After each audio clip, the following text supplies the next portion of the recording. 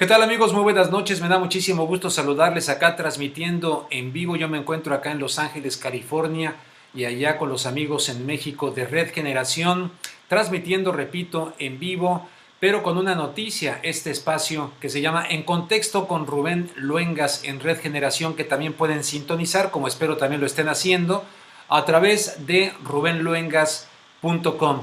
Un saludo muy sincero a todos ustedes, nos da muchísimo gusto estar cumpliendo ya 5 días consecutivos transmitiendo en vivo en este esfuerzo lleno de imaginación, de creatividad a través de una tecnología, pues por lo menos para mí desconocida para transmitir, y estamos realmente muy contentos. Pero quiero decirles que a solo 4 días de estar transmitiendo en vivo, resulta que la página de Red Generación y por lo tanto materiales visuales, por ejemplo el programa de ayer donde tuvimos una entrevista y puntos de vista muy interesantes con Julio Hernández del periódico La Jornada, que escribe diariamente Astillero, pues no lo podrán encontrar, me estaban preguntando en redes sociales. Y el programa de ayer, pues resulta que nos hackearon. Se metieron no sé cómo a la cuestión de Red Generación, a los contenidos de En Contexto con Rubén Luengas, los videos, muchos desaparecieron únicamente al cuarto día de esto. Yo me pregunto quiénes fueron o quién fue, de qué se trata, y pues de este tipo de cosas sabe más Carlos. Allá se encuentra Carlos en la Ciudad de México. Mi estimado Carlos, porque Noemí ahora está malita de la garganta y no va a poder hablar, o sea que dice que calladita se ve más bonita. Pero Carlos Garza, ¿qué fue lo que ocurrió con el hackeo? Platícale a nuestra audiencia. ¿Qué tal? ¿Cómo está, Rubén? Buenas noches. Pues desafortunadamente, aproximadamente como a las 5 de la mañana, capturaron por ahí la forma de obtener el password, o sea, obtuvieron el password de la cuenta a la cual está ligada de los canales de YouTube, y borraron todo el contenido. Pusieron un video de broma, de mal gusto, y desafortunadamente pues perdimos esa información. En este momento tenemos una imagen que muestra cómo se ve en la página los videos que estaban ligados a los posteos, a las notas. Estas son las imágenes, como dice que han sido pues removidas por el usuario, porque sí, entraron con una cuenta válida y borraron la información. Afortunadamente teníamos respaldos, esos respaldos ya están arriba de prácticamente todo lo más importante que teníamos, desde las entrevistas. Ahí está la entrevista, la primera entrevista que tuvimos, que fue la suya, usted fue el padrino, si recuerda. Claro. Entonces, ahí está, también ya la subimos, la pudimos recuperar, y otras entrevistas muy importantes también. Entonces, afortunadamente se recuperó todo. También tomaron por ahí alguna cuenta de Skype, hicieron ahí algunas cosas, algunas travesuras, pero ya está, se dio parte a la policía cibernética de esta situación, y ya se está investigando para pues encontrar a las personas responsables y hacer lo correspondiente, ¿no? ¿Alguna pista? ¿A qué te huele? ¿Alguna sospecha? Pues ya por ahí entablamos, le digo, comunicación al momento de hacer la denuncia, y han estado en contacto con nosotros. Ya existe por ahí algunos indicios. Nos comentaron de que no dijéramos mucho para que pues la investigación no se fuera a entorpecer, ¿no? Bueno, pero perfecto. Sí, ya por ahí ya hay algunos datos al respecto. Fíjate, yo sin saber eso estuve buscando el programa de ayer con Julio Hernández. Me gustó mucho lo que dijo Julio, y de repente decía, pues nada, no encontraba yo nada. Dije, no, estos amigos de Red Generación, digo, ya se rajaron. Bueno, Carlos. No. Muy aquí bien. Aquí seguimos. Muy bien, pues ahí está la información, porque varias personas preguntaron en las redes sociales acerca de esto. Ya tienen la explicación. Más adelante, en esta noche de En Contexto Cibernético con Rubén Luengas, aquí en Red Generación, rubenluengas.com, voy a hacer un enlace a través de Skype en vivo con el antropólogo José Luis González, quien es un hombre especializado en temas de la iglesia y de las religiones, pero particularmente de la iglesia católica, Lo voy a tener en vivo para que nos haga un análisis. Él tiene publicaciones, libros, integrante de varias organizaciones que se han dedicado al estudio de las religiones en el mundo, antropólogo también allá de la Escuela Nacional de Antropología e Historia de la Ciudad de México. Y entonces voy a hablar con él más adelante sobre la información que le dimos ayer de los 3 cardenales que finalmente aceptan sobre las verdaderas causas de la renuncia del Papa Benedicto XVI. José Luis tiene una publicación que se llama Benedicto XVI y una iglesia que se desmorona. O sea que hablaremos de ese artículo que ha publicado José Luis González. Pero el día de ayer abrimos hablando, y me van a perdonar un poquito, ¿no? Porque también por acá andan pegando unos flus que le llaman muy, muy poderosos. Yo me he salvado con plata coloidal, la plata coloidal, que es un antibiótico natural, pero un poquito afectado de la garganta. Ayer abrimos este espacio informativo, incluso también tratando el tema con Julio Hernández de La Jornada, acerca de esto que a fin de cuentas hoy sabemos que se trató de un rumor. Si recordarán, yo les dije el día de ayer, por favor tomen esto absolutamente con pinzas.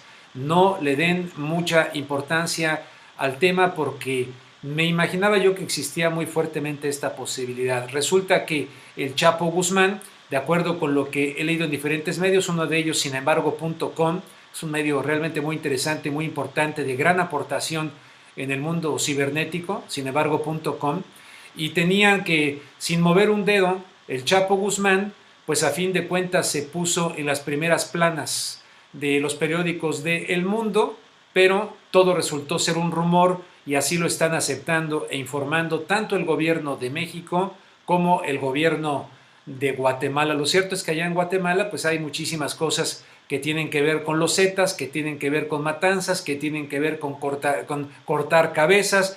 Es evidente que se han metido los tentáculos del narcotráfico de manera muy importante allá en Guatemala. Les recuerdo que cuando hablamos de los Zetas, en este caso no del Chapo, pero los Zetas que han estado por allá, muchos presuntamente fueron reclutados los Zetas a los Caiviles, que es aquella fuerza de élite del gobierno guatemalteco que estuvo participando de manera brutal durante la guerra civil en Guatemala. Aquí estamos viendo imágenes de este hombre, el Chapo Guzmán, que se le magnifica, ¿no? Yo, un poco de broma, si me permiten, allá en La Fuente había un chapito, se hacía grandote, se hacía chiquito, porque depende de cómo lo veamos. Les he dicho yo que tengo la convicción, no sé si alguien me quiera rebatir esto y acepto el debate con muchísimo gusto.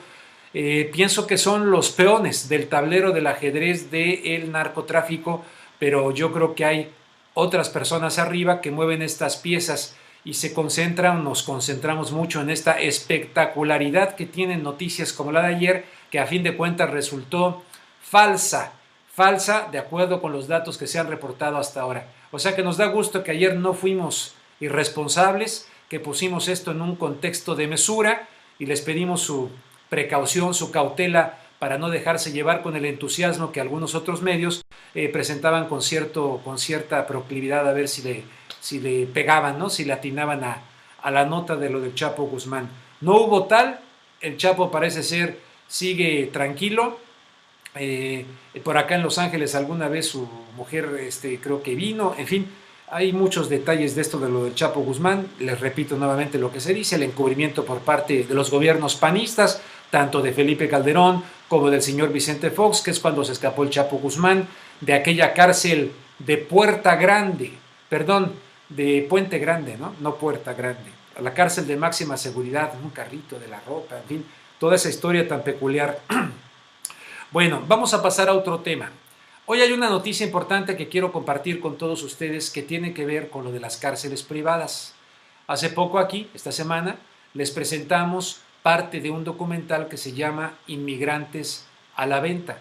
Se hace negocio con el dolor de nuestros inmigrantes, con el dolor de no solamente mexicanos, me refiero a nuestros de nuestra área latinoamericana y de otras partes también que no son de Latinoamérica, en la cual se mete a las cárceles privadas como negocio, como si fuera un concepto de hotelería, a los indocumentados para hacer negocio. Bueno, resulta que con la reforma migratoria, la propuesta de reforma migratoria, ahora que parece ser que Barack Obama pues está empujando más el tema, pero no de manera gratuita, porque hay muchos granjeros, muchos rancheros, mucha gente que necesita y quiere de una mano de obra porque cuando empezó esta guerra, esta persecución en contra de los indocumentados acá en los Estados Unidos con leyes como la SB 1070 de Arizona, pues evidentemente muchos dejaron ese trabajo y se les vinieron abajo las cosechas. Ellos mismos están pidiendo que regresen al estilo de lo que ocurrió con los braceros, el programa de los braceros que operó en la Segunda Guerra Mundial, y que los mismos dueños de las tierras agrícolas pidieron el retorno de los mexicanos para que regresaran a trabajar porque los necesitaban.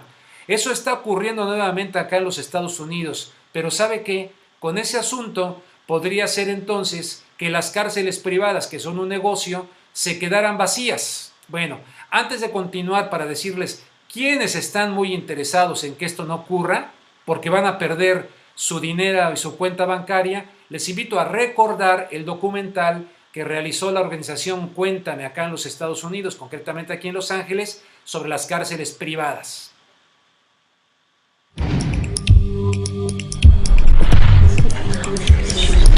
In the state of Arizona, this is legalized racial profiling. La detención de migrantes es una industria multibillonaria donde los inmigrantes son intercambiados como productos. Ellos están a la venta al mejor postor. ¿Quién se beneficia y quién aprovecha? Corrections Corporation de América, o CCA, el GEO Group, y Management y Training Corporation son dueños de más de 200 prisiones en la nación. Con más de 150,000 espacios para camas para un total de $5 billones en ganancias anualmente. Prisiones privadas funcionan como un hotel. Cuanto más ocupantes entren, más dinero sale. You just sell it like you're selling cars, or real estate, or hamburgers. Las prisiones privadas se respaldan en leyes anti-inmigrantes, las cuales garantizan acceso a internos frescos. Así es como lo hacen. El American Legislative Council, ALEC, es una organización de la derecha extrema compuesta de legisladores de estados y poderosas multinacionales, incluyendo Corrections Corporation de América. ALEC es el grupo de cabildeo más activo en pro de las prisiones privadas y que está empujando leyes anti-inmigrantes como la ley SB 1070 de Arizona. Russell Pierce, como el CCA, es un miembro de ALEC que tiene lazos ocultos con grupos separatistas y neonazi. Durante una junta de ALEC, el CCA y Pierce redactaron una legislación que se convirtió en palabra por palabra en la ley SB 1070 de Arizona. Si la gente es indocumentada o no, no importa. Mientras que ellos puedan llenar los centros de detención por días, meses o hasta años. SB 1070 y sus leyes de imitación representan la perfecta máquina de dinero.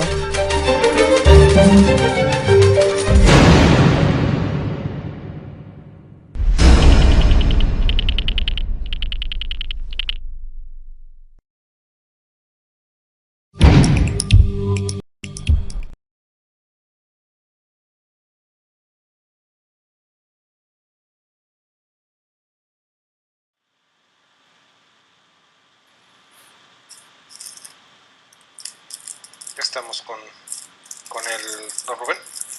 ¿Ya? Sí. ¿Al aire? Sí. Ah, que ya estamos al aire. Muchísimas gracias. Yo estaba, como todavía hay un retraso. Hay un retraso, entonces no me había percatado de que el video. Bueno, ¿qué les parece? No sé si ya lo habían visto antes cuando se los presentamos aquí en este espacio. Se los repetimos y esto les pone la perspectiva, el contexto de lo que les voy a decir ahora, porque de cara a una potencial reforma migratoria que estaría incorporando, claro, con los famosos castigos y todas esas cuestiones, estaríamos hablando de que hay republicanos con una gran influencia en el debate migratorio, por lo tanto en el Congreso de la Reforma Migratoria, que estos debates están hasta arriba en la lista de recaudación de dinero, son los receptores de grandes aportaciones. ¿De quién creen ustedes? De los dueños de estas cárceles privadas. ¿Qué significa esto? The best democracy money can buy. La mejor democracia que puede comprar el dinero. ¿Dónde queda pues la representación de la democracia por parte del pueblo? En aquella frase de Lincoln, la democracia es el poder del pueblo por el pueblo y para el pueblo, cuando tiene que pasar por una serie de cabilderos de personas que están convenciendo a los congresistas para darles dinero y que estén legislando a favor de sus intereses. Bueno, pues en este caso, el tema que les acabo de presentar, que es sumamente grave y repito, realizado por la organización Cuéntame, este documental acá en los Estados Unidos, pues resulta que los republicanos están en la cumbre de la lista receptora de dinero por parte de estas cárceles privadas, en las cuales meten a inmigrantes indocumentados, mexicanos, guatemaltecos, de diferentes, en el caso de El Salvador, de Honduras, tienen un programa de protección temporal, el famoso TPS, pero muchos otros que representan a manera de hotel un verdadero negocio. Consideramos que fue una noticia pues muy importante que normalmente no cubren los grandes medios masivos de comunicación, no había que dejarla al lado. Y yo repito, las autoridades en este caso de nuestros países latinoamericanos, de México, etcétera, debieran de indignarse por este tipo de situación, de estar haciendo negocio con inmigrantes indocumentados que por otro lado son abortados en el caso de nuestro México, ya no solamente por cuestiones económicas, a raíz de la cuestión del Tratado de Libre Comercio y con el señor Fox, se vinieron por lo menos 2 millones más a buscar trabajo acá. Luego vinieron todas estas leyes, estas que son parte de una guerra para que la gente se autodeporte, para inocular miedo, terror, todo lo que hizo el señor Arpaio, todo eso está perfectamente bien calculado. Y muchas de estas leyes, permítame decirlo y se los digo con mucha responsabilidad, no estoy inventando y otro día les voy a traer la documentación necesaria, está vinculada en su redacción a grupos que tienen que ver con este movimiento que se llama la eugenesia o eugenics, que a fin de cuentas esta eugenesia, ya les presenté la otra vez el libro, trata de un programa para la construcción de una raza superior. Acá en los Estados Unidos empezaron a ¿cómo se dice? Para que no tengan hijos, fíjese, se me fue la palabra, a esterilizar sin su consentimiento a mexicanos, a judíos, a afroamericanos, en fin, acá en los Estados Unidos. Esos grupos y esos proyectos de la eugenesia están vinculados directamente a los redactores, a los arquitectos de estas leyes antiinmigrantes que proliferaron por toda la Unión Americana y que están vinculados también al gran negocio de las cárceles privadas. Espero que esta información la encuentren útil y la encuentren pues tan indignante, pues, ¿no? Porque, como dice Galeano, ¿no? Eduardo Galeano, por un lado tenemos a los indignos, por otro lado tenemos a los indignados. El mundo está lleno de indignos. Prefiero estar del lado de los indignados ante este tipo de temas que hacen muchísimo dolor, ¿eh? Acá nos damos mucha cuenta en Los Ángeles. La separación de las familias, niños que de repente se quedan sin sus padres. El presidente Obama, cuando fue candidato, en el Concilio de la Raza era candidato, y realizó un discurso muy emocionante. Yo casi brinco de alegría cuando escucho aquel discurso. El entonces candidato Barack Obama decía con gran indignación: no se puede aterrorizar a las familias, necesitamos reformar el sistema de migración porque se está aterrorizando familias, que es separarlas de esa manera. Y ya lo hemos visto en su primer mandato, deportó a más personas y separó a más personas que el propio presidente Bush.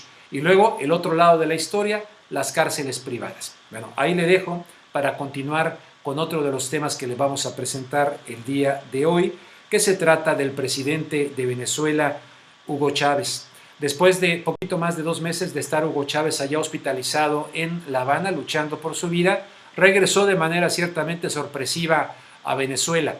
Entonces, lo que se esperaría es si va a poder o no va a poder físicamente, si tiene las capacidades, pues, para gobernar. Él ha llegado, en mi opinión, como muchos la compartimos, de manera legítima, a quedarse nuevamente en el cargo de presidente después de la reciente votación allá en Venezuela, que fue contundente.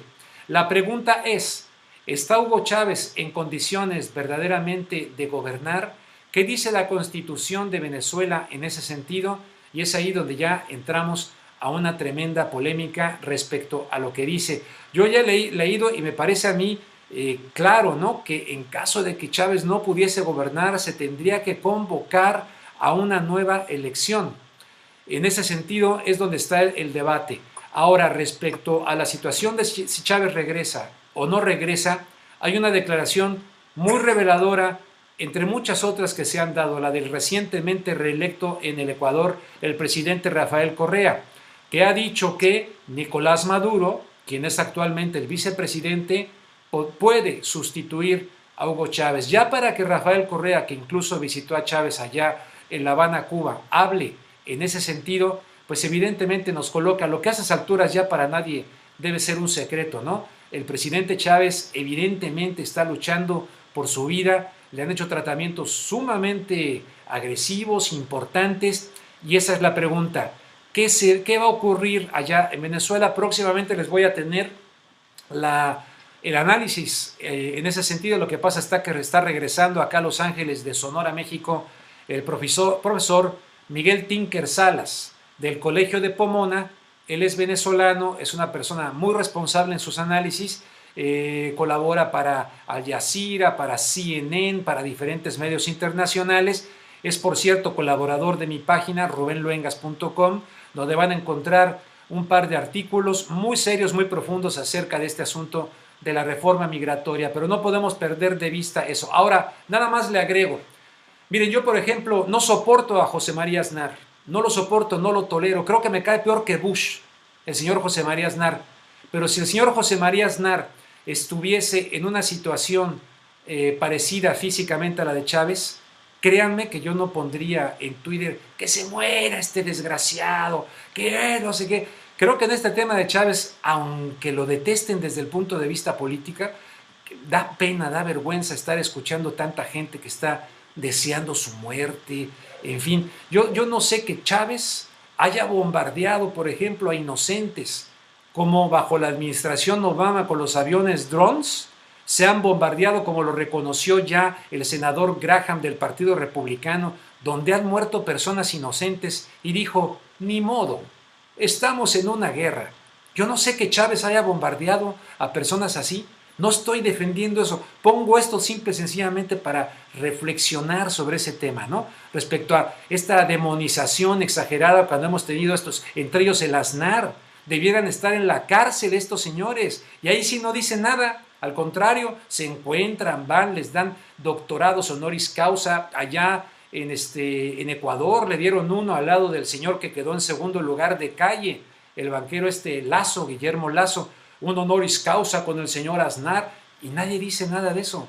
Cuando hay muchos muertos, muchos mutilados, muchos soldados que yo he entrevistado acá en los Estados Unidos que han quedado, olvídese de sin piernas y ese tipo de cosas, con daños cerebrales irreversibles, con síndrome de estrés postraumático, ese tipo de cosas. Entonces, vamos a ser parejos, pues, cuando hablamos de estos mandatarios en el mundo. Repito, sin yo defender a este hombre, no me corresponde hacerlo, me corresponde ser periodista, pero sí me indigna muchísimo que también se levanten falsos y que se esté constantemente pidiendo de esa manera tan burda, tan tonta, que se muera.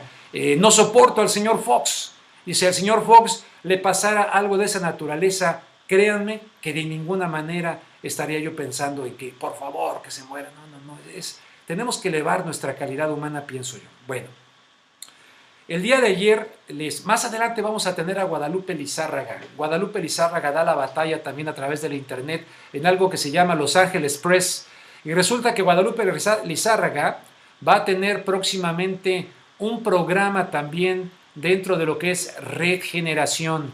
En esto que quizá algunas personas en este momento por ahí me dijeron, no, pues que después Rubén de estar en tal medio y en tal medio, ¿qué anda haciendo metido ahí con gente que uno ni conoce en la internet?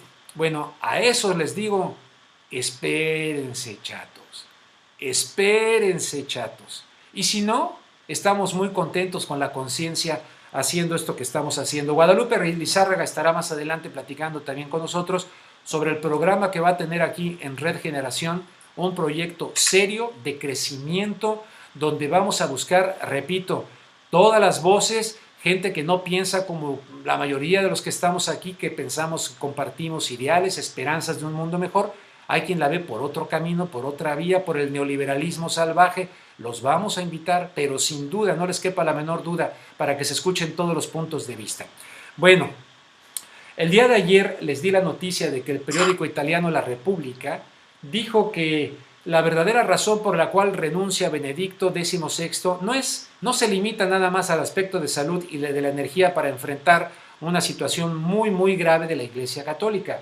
3 cardenales dicen que la renuncia es por abusos sexuales, por corrupción, por desfalco financiero de la Iglesia, aceptan cardenales. Y también les dije el día de ayer que estos cardenales decían que descubrieron una red clandestina de homosexuales dentro de la Iglesia que organizaban encuentros, vaya usted a saber, en diferentes partes de Roma y al interior mismo del Vaticano. Esto evidentemente pues no es una noticia buena, es una noticia que nos coloca en una situación donde Chesterton decía, por ejemplo, yo soy creyente y soy católico, pero Chesterton decía, Dios nos pide que cuando entremos a la iglesia nos quitemos el sombrero, pero no la cabeza. Entonces, como no me he quitado la cabeza, invité al antropólogo José Luis González. Se encuentra en la Ciudad de México. Él es integrante del Centro de Estudios de las Religiones. Tiene varias publicaciones. Tiene un libro que se llama sobre Juan Pablo II, Más allá del carisma. Participó en muchas ocasiones conmigo en programas de televisión cuando era yo corresponsal de la cadena Telemundo en México, cosa que se lo agradezco.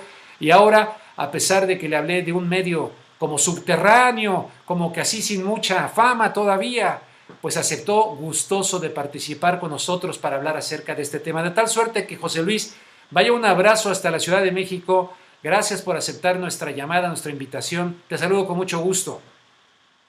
Igualmente, Rubén, a ti y a tu auditorio. Y me alegro mucho de este nuevo camino que estás iniciando, porque es en estos espacios de libertad, absoluta libertad informativa, donde creo que si tenemos futuro tendrá que construirse por esos caminos, porque de lo contrario tendremos unos medios de comunicación esclavos y serviles, y eso poco futuro nos puede construir. Un abrazo, Rubén, un abrazo. Lo recibo con mucha alegría y sobre todo viniendo de ti, alguien a quien respeto mucho, José Luis.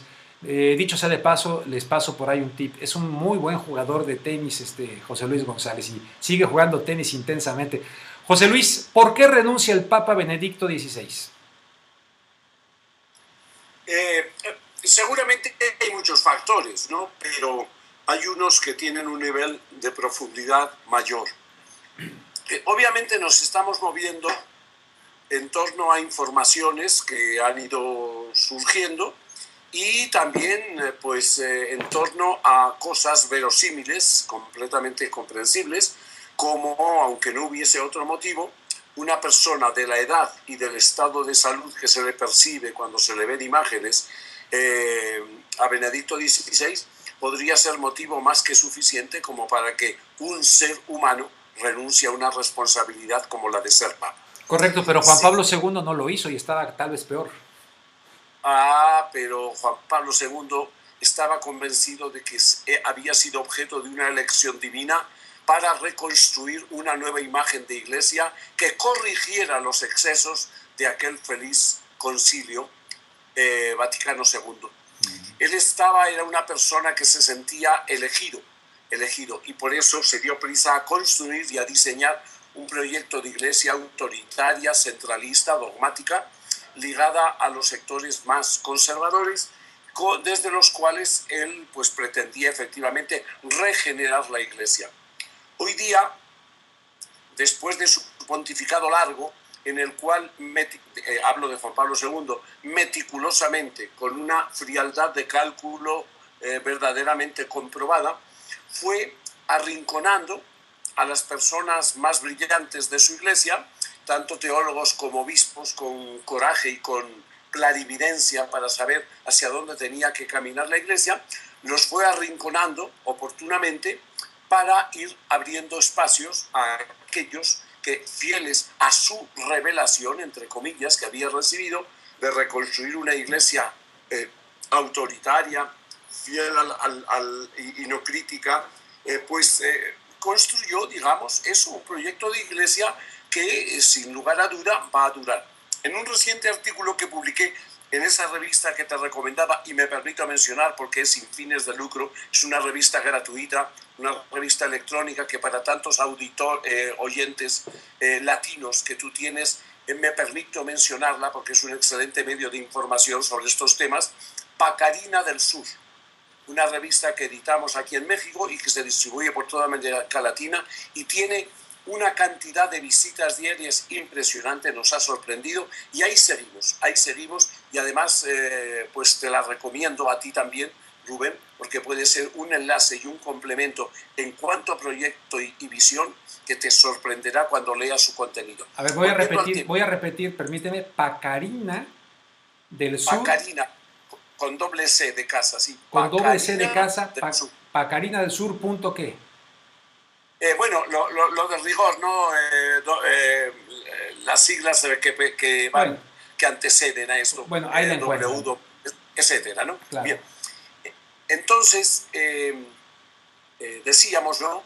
Que teniendo en cuenta que Juan Pablo II se sintió elegido para regenerar esa iglesia que había sido maltrecha, según él, de esa libertad que abrió, libertad de análisis, libertad de investigación, ser capaz de poner en tela de juicio determinadas tradiciones que venían de muy lejos, pero que no eran muy funcionales en los tiempos y momentos culturales que vivimos, pues diseñó una iglesia que, a esto iba el tema, en ese artículo que te comenté, de la visita de Juan Pablo II a México, y pongo como subtítulo Una iglesia que se desmorona, ahí menciono que efectivamente pues, la Iglesia Católica ha entrado en una especie de paroxismo, de una convicción de que ella es la que representa la voz de Dios, lo cual pues desde luego se necesita mucha osadía, tener esa confianza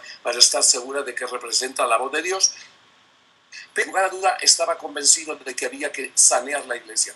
Y para eso fue diseñando meticulosamente aquellos sacerdotes que debían llegar a obispos, aquellos obispos que debían llegar a cardenales, aquellos cardenales que había que fortalecer en los cargos que se les daba para que su figura tuviese una imagen convincente e influyente, y en aquel artículo sostenía que probablemente lo escribías cuando la visita de Juan Pablo II, de Benedicto XVI a México, sí, que probablemente ya caminaban, y lo repito ahora con total convencimiento, que ya caminan por el Vaticano los próximos papas de los siguientes 40 o 50 años, porque ya han sido, en cierto modo, seleccionados desde sacerdotes recién ordenados, irán ascendiendo en la jerarquía, y sobre ellos está, no digamos el dedo de Dios, pero en todo caso sí, el dedo del Papa, sobre todo de Juan Pablo II.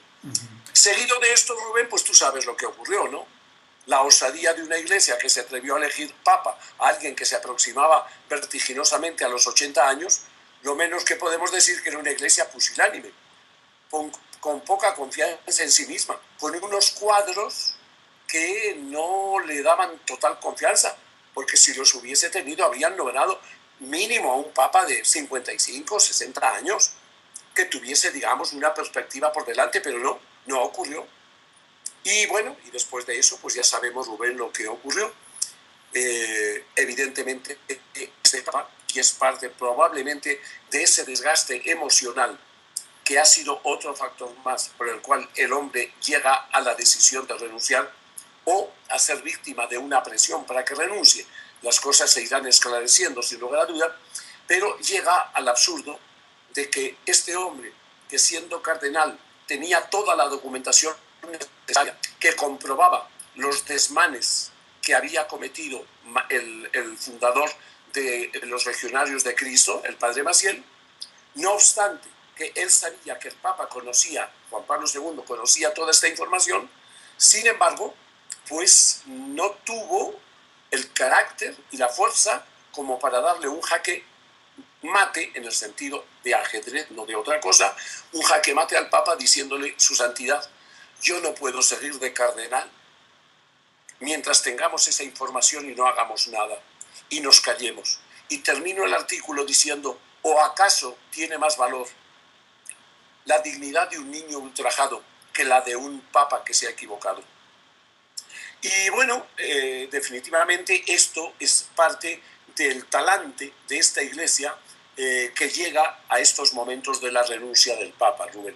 Es decir, que estamos hablando de una iglesia que perdió el piso, que perdió contacto con la realidad concreta en que vive la humanidad, que perdió la visión interna de la propia iglesia, que perdió lo que significa continuar absolutamente empecinado y no querer ni siquiera escuchar hablar de la conveniencia humana, social y ética de permitir a los sacerdotes que lo deseen que sigan ejerciendo el ministerio y que además, si así lo desean, que se casen.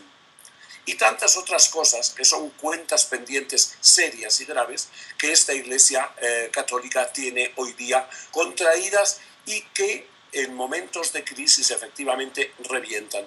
A mí no me cabe la menor duda de que este desgaste psicológico, espiritual y moral de Benedicto XVI ha podido tener que ver con esto que en los días recientes ha estallado como noticia de estos escándalos internos que los cardenales investigadores habrían descubierto. Oye, José Luis, entonces Sí. estaría asegurada una nueva elección del nuevo Papa, sucesor de Benedicto XVI, obviamente en esta misma línea conservadora, con un colegio cardenalicio donde hay muchos de los designados por el anterior Papa y este Papa, y por lo tanto aquello de Juan XXIII, el Concilio Vaticano II, y aquella analogía, porque cuentan que alguna vez ante las ventanas del Vaticano alguien las iba a cerrar, literalmente las ventanas, y Juan XXIII, el llamado Papa Bueno, le dijo: no, déjelas abiertas, la iglesia necesita aire fresco. ¿No tenemos esperanzas de un poquito de aire fresco y de una fidelidad al Evangelio dentro de la Iglesia Católica de manera contundente? Yo no veo por dónde, a menos que los cardenales, en un arrebato de osadía, que no veo de dónde podría bajar, porque los porcentajes de quienes han sido nombrados y cultivados y de algún modo acompañados y seguidos durante tantos años de Juan Pablo II y los que lleva este Papa, no veo que alguien sea tan audaz de romper la baraja y obligarles a jugar otro juego. No lo veo verosímil. Si ocurre un portento, bueno, sería algo así como este cometa inesperado que llegó y que, bueno, no tuvo consecuencias benéficas precisamente, pero vamos, que sea una especie de cometa que sí las tenga, las consecuencias benéficas. Pero en lógica de análisis de lo que han sido los procesos de la Iglesia desde Juan Pablo II para acá, Rubén, no se ve cómo ni se ve de dónde podría salir un Papa que reorientase a esta Iglesia que ha perdido el pie, que no entiende a la humanidad de hoy, que no quiere entenderla, y para seguir encerrada en sus propias ideas y en esa concepción de una Iglesia autoritaria que cree mucho más en sí misma que en Dios, por lo menos eso demuestra, eso muestra, mejor dicho, no veo de dónde podría ocurrir esa especie de portento, sorpresa, milagro, como se le quiera hablar. Todo ha sido muy debidamente calculado para este fin. Había que volver a la Iglesia de antes del Vaticano II. Es peligroso que los teólogos piensen con libertad. Es peligroso que desde dentro de la Iglesia se piense en la realidad concreta de tanta gente. Por ejemplo, Rubén, algo que escandaliza que en estas fechas tengamos que decir que un católico cuyo matrimonio fracasó, a veces sin ninguna responsabilidad de él, simplemente porque la otra parte se escapó, no se le permita rehacer su vida matrimonial, es que eso realmente clama al cielo y a la justicia. Debería haber un juicio en nombre de la humanidad, no sé qué tribunal, si el de la Haya o quien, que someta a juicio a una iglesia que impide que rehagan la vida sus miembros a quienes su primera experiencia matrimonial les fracasó. Y que si inician una vida matrimonial, digamos, con el rango de matrimonio civil, simplemente sean vistos como cristianos, católicos, personas de segunda, de tercera o de cuarta categoría, porque no están en regla. Esta iglesia debería ser sometida a una especie de juicio por malversación de su capital moral. Bueno, oye, aún así, dentro de la Iglesia Católica sigue habiendo gente, por aquello de las generalizaciones. Lo que estás diciendo lo veo en lo que domina, lo que predomina, la jerarquía, ¿no? Aún así, sigue habiendo gente muy comprometida y que hace mucho bien dentro de la iglesia, ¿no, José Luis? Sí, muy comprometida, muy valiosa, que incluso tiene el heroísmo de seguir creyendo que esto pasará y habrá un renacer y aparecerá el sol de nuevo y habrá una libertad de pensamiento para buscar los mejores caminos, aún con riesgo de equivocarse, pero hay que buscarlos. Sigue habiendo, y mucha. Lamentablemente a los mejores se les ha amordazado esas cartas que escribieron el famoso jesuita, que la cito también en ese artículo, el famoso jesuita egipcio, y la otra carta de Hans Küng. De Hans Küng. Le dice, sí. Hans Küng, sí, dos cartas en breve tiempo, pero cada uno por su lado, en donde prácticamente le plantean al Papa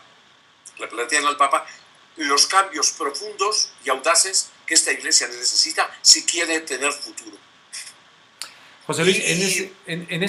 en este contexto de lo que estás narrando, no sé si te interrumpí en algo, acá en Los Ángeles hay mucha gente pues realmente indignada por lo que te voy a platicar. Lo debes saber, el cardenal Roger Mahony recientemente ha sido suspendido por la Arquidiócesis de Los Ángeles de José Gómez, que es un hombre del Opus Dei. Yo lo entrevisté, muy amable, muy atento, pero resulta que ha suspendido al cardenal Roger Mahony porque a fin de cuentas han sido forzados para sacar la documentación que ha sido publicada, está en el LA Times, está a la vista de todos, donde se comprueba que esta documentación la tenía, como tú dijiste, el entonces cardenal Ratzinger, pero acá el cardenal Mahony se comprueba que por lo menos por ahí en los 80 hubo un encubrimiento en combinación, algunos de ellos con el cardenal Norberto Rivera de México, y resulta que lo suspenden para no hacer nada público en la liturgia dentro de la iglesia.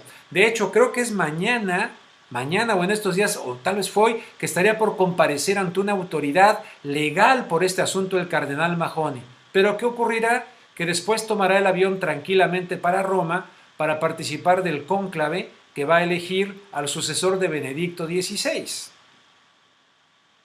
Así es, Rubén, así es.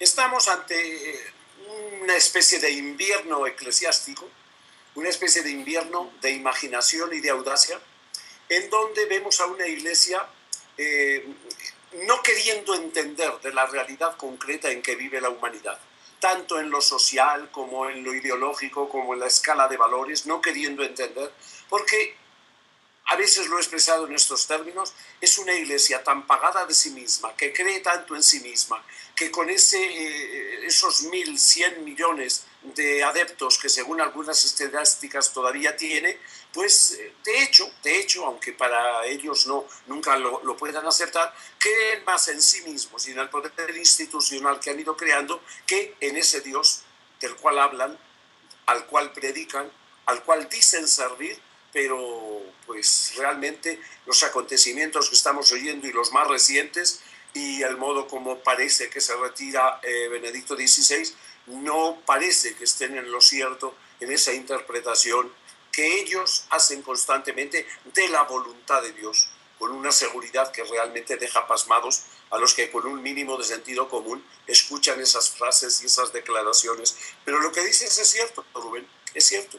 En medio de todo esto, este personaje votará, si tiene la edad adecuada, para elegir al próximo papa. Pertenece, si es que está de cardenal, pertenece a esta línea de jerarcas que cuidadosamente Juan Pablo II promovió y que este papa continuó y que probablemente lo eligieron como papa a pesar de su edad y de que no era necesario ser adivinos para pensar en un pontificado corto, pues a pesar de eso lo pusieron ahí, siendo así que lo que se requería, incluso desde una mínima ciencia política y administrativa, habría sido poner a alguien con más perspectiva de duración, incluso para que realizase ese mismo proyecto, porque no tenían otro. José Luis, pues te agradezco muchísimo, no sé si quieras agregar algo. Me imagino que, bueno, yo los he conocido en persona, ¿no? Que cuando hablamos de estos temas, incluso en familia o algo así, híjole, se arman tremendas broncas. Me imagino que habrá gente que tal vez nos esté escuchando y se siente muy indignada por lo que aquí está escuchando, pero no sé si tú quieras agregar algo. Yo comparto, honestamente, al 100% lo que has dicho. La situación es tal que muchos católicos que escuchan esto y que ya han adquirido el hábito, que es el gran paso que se dio en el siglo XVIII con la Ilustración, tener la audacia de pensar por sí mismos. Hay muchos católicos que ya han aprendido a pensar por sí mismos y que no consideran que su conciencia tenga que estar atada, amarrada y sometida a lo que el cura de la parroquia dice o el obispo dice, sino que tienen una inteligencia tan digna como la de los jerarcas para pensar por sí mismos a la luz de sus criterios cristianos que los han adquirido y los han practicado.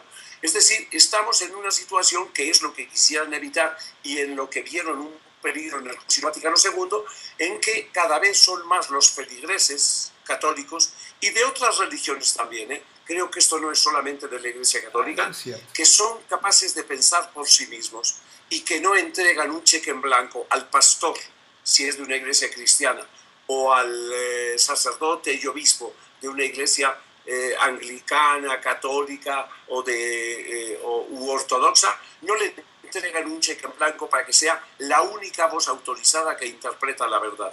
Cada vez son más los feligreses que piensan por sí mismos y construyen su criterio ético. Y esto es muy saludable, pero que va a tener que obligar a la Iglesia a redefinirse desde sus raíces en cuanto a función ministerial. Esto no aguanta más. No es una crisis temporal, es algo que no tiene vuelta atrás. Hoy día la gente piensa por sí misma. La influencia de las iglesias no alcanza ni siquiera a controlar a su propia feligresía.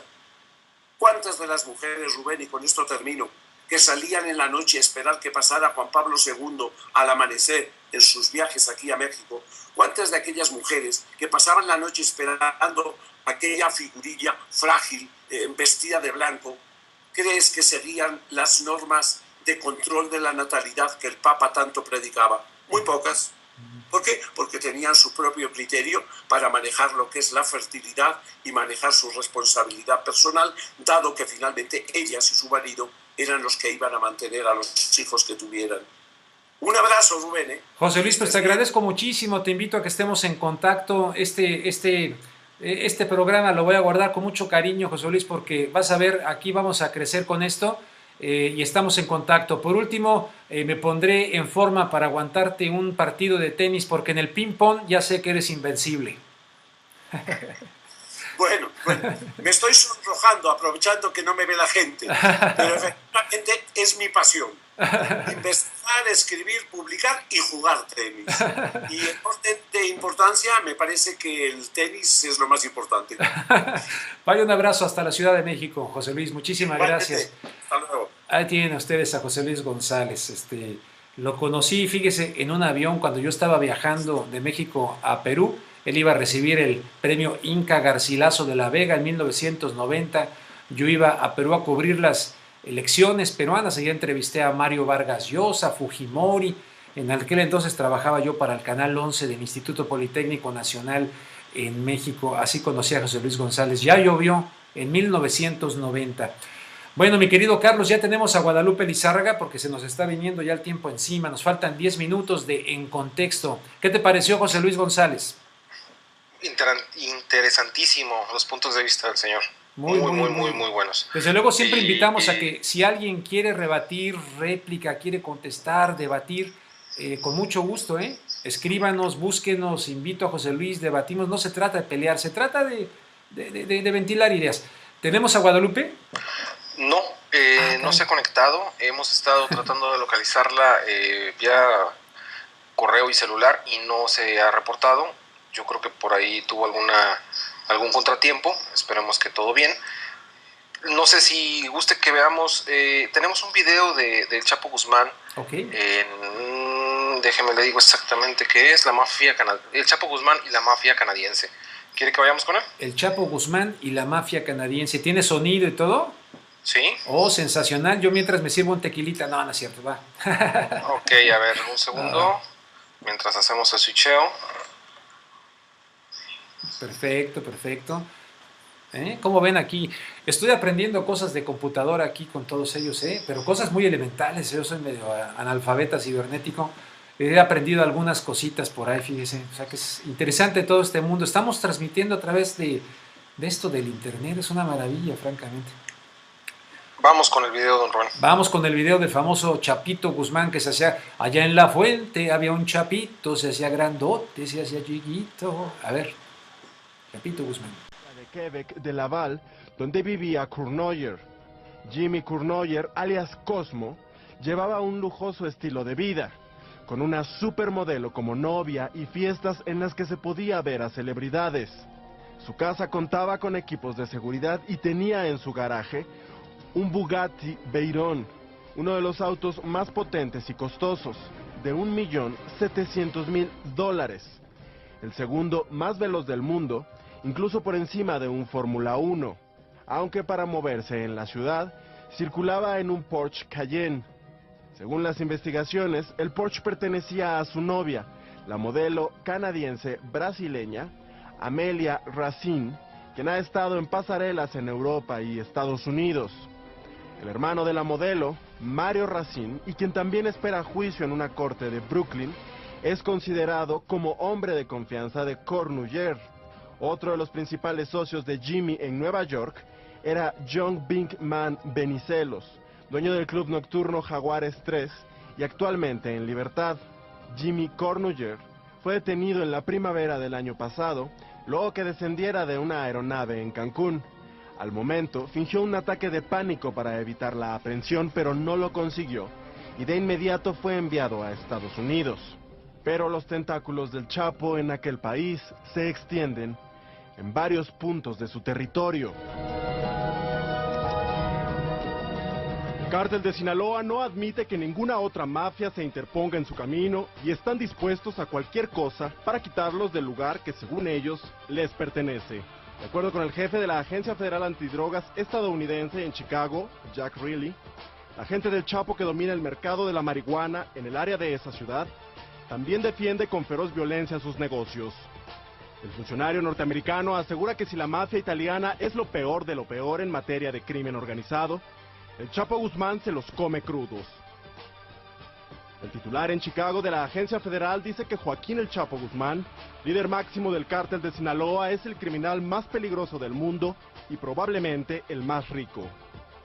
En su experiencia, asegura nunca haber visto una organización criminal tan bien enfocada, con tan buen sentido para los negocios, tan feroz y violenta como la del Pacífico, cuya cuna es Sinaloa. Reilly afirma que la marihuana introducida a Estados Unidos por el cártel de Sinaloa proviene en su mayoría de México, pero que también se produce en los bosques del norte del estado de Wisconsin y en el norte de Illinois. Insiste que aunque Chicago se ubica en el centro de la Unión Americana, el comercio de marihuana los acerca como si fueran fronterizos con México. De acuerdo con el director de la DEA en Chicago, las ganancias que este cártel obtiene del comercio de marihuana le ayuda a realizar otras actividades criminales como el tráfico de heroína, cocaína y metanfetaminas. Reilly insiste que luego de varias averiguaciones, agentes federales estadounidenses descubrieron 10 sitios en áreas remotas de Wisconsin donde hay gente que trabaja para el Chapo. Cuidaban unas 10,000 plantas de marihuana y estaban armados con fusiles de alto calibre al momento de ser detectados. Aunque en menor escala, también en el área de Chicago, se ha encontrado que el cártel de Sinaloa cultiva la droga para asegurar una cadena de suministros sin intermediarios a los mejores mercados. Según Jack Reilly, las ciudades de Chicago y Atlanta se han convertido en los principales centros de distribución de marihuana y han sido blindadas por el Chapo con una violencia inconcebible. De acuerdo con el diario Chicago Sun-Times, miembros en activo del cártel del Pacífico, incluyendo un escuadrón de sicarios denominado Escorpión. Pues ahí tienen ustedes este video de la mafia allá, la cuestión canadiense, el Chapo Guzmán. Y a propósito de lo que acabamos de hablar con José Luis González, pues les doy una información aquí. Resulta que grupos de derechos humanos piden que el Papa Benedicto XVI o XVI sea juzgado ante la Corte Penal Internacional. Esto acaba de salir, se acaba de publicar, por encubrir, dice este comunicado, los casos de abusos sexuales cometidos por sacerdotes católicos. Esto es fresquecito lo que les estoy dando, lo verán mañana publicado en los periódicos. De acuerdo con varias organizaciones, tanto el Papa como los funcionarios del Vaticano encubrieron constantemente casos de abusos sexuales de los que habían sido informados. Por ello, han expresado su intención de que Benedicto XVI, que recientemente anunció su renuncia, sea juzgado ante la Corte Penal Internacional de La Haya. Hemos presentado, esto estoy citando lo que dice entre comillas, hemos presentado una denuncia ante la Corte Penal Internacional pidiéndole al fiscal que investigue y considere procesar a Joseph Ratzinger, señaló Pamela Spies, quien es precisamente, déjeme bajarle un poquito aquí a la computadora, abogada del Centro de Derechos Constitucionales. Esto lo dijo y lo está difundiendo, le estoy leyendo un cable de la agencia Reuters. Los grupos de defensa de los derechos humanos sostienen que solo algunas de las víctimas de abusos sexuales cometidos por parte de sacerdotes católicos denuncian estos casos. O sea que así están las cosas. Y ahí les dejo, esto ha sido, pueden encontrar el texto completo en rt.com, un cable de la agencia Reuters. Pues estamos llegando al final de este espacio, estamos cumpliendo una semana, empezamos el lunes, recuerdan que el lunes se nos cayó aquí la señal, bueno, a fin de cuentas la solución era que en lugar de que yo estuviese con mi computadora en el Wi-Fi, pusiéramos un cable y ya por cable no hemos tenido problemas. Les hemos tenido bastantes cosas importantes en esta semana, realmente temas muy importantes. He tratado de llevárselos a ustedes en el lenguaje cibernético de la mayor forma posible. Estoy muy contento, como seguramente están mis amigos de Red Generación, de hacer este gran esfuerzo que afortunadamente la gente ha valorado. Yo les quiero invitar para que difundan si les gusta esto. Si no les gusta, también. Pero no nos tiren la señal. ¿Qué pasó? No nos están hackeando.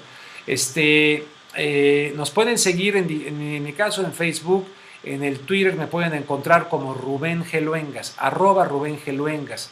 Pueden encontrar a Red Generación como @RedGeneración. ¿Qué más, estimadísimo, para que nos sigan en las redes sociales, Carlos?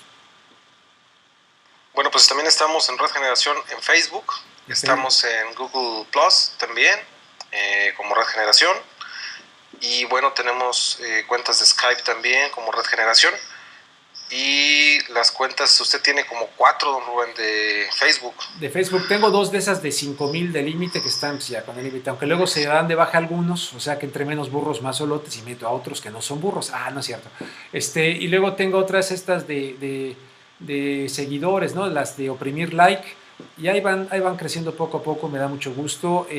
Tengo mi nueva página, rubenluengas.com, en la cual pueden encontrar, ya se me fue la onda que les iba a decir de lo que pueden encontrar. En la cual ya mi canal de YouTube, que estaba prácticamente abandonado, había yo metido ahí unas cosas pequeñas, pues ya tenemos ahí, con la ayuda de una amiga de ustedes y mía, le metió mano allá a la cuenta de YouTube y ya tenemos ahí algunos videos. Voy a buscar para meter ahí, para que quede ahí guardadito el de Vicente Fox. Ese le tengo así mucho aprecio por lo que ocurrió allá con don Vicente Fox Quesada. Y tengo otras cosas que voy a buscar por ahí, a ver de dónde las bajo. La de Barack Obama me gustaría meterla ahí, pero esa pues la tiene el canal. No sé si el canal fuera tan amable, si se las pido de ofrecerme esa entrevista que le hice a Barack Obama, porque realmente ahí me hacen comentarios así muy importantes que son muy distintos a lo de ahora, ¿no? De Barack Obama me gustaría meterla ahí. O sea que ya, ahí nos siguen. ¿Algo más que ustedes quieran decir antes de despedirnos y de una frase, pensamiento final? Bueno, pues no, don Rubén, solamente agradecer a todas las personas que amablemente nos ven, al equipo de Red Generación, pues a usted y al equipo que también lo apoya, y pues que pasen todos muy buen fin de semana. Pues igualmente, muchísimas gracias, en verdad estaremos ahí pensando en varias cosas de producción para dar la sorpresa, algunas secciones. Estamos construyendo esto. Si tienen opiniones, comentarios, críticas, con mucho gusto son bien recibidas. Y me despido con una frase que al introducir a José Luis González cité y la digo desde una convicción de creyente. Fíjense, yo creo que Dios existe, definitivamente. Creo que hay posibilidades de explicarnos este misterio de la vida. Eso creo, tengo la convicción. Fui creado, formado, bautizado en la Iglesia Católica, y siento la convicción en esta frase que les voy a decir de Chesterton.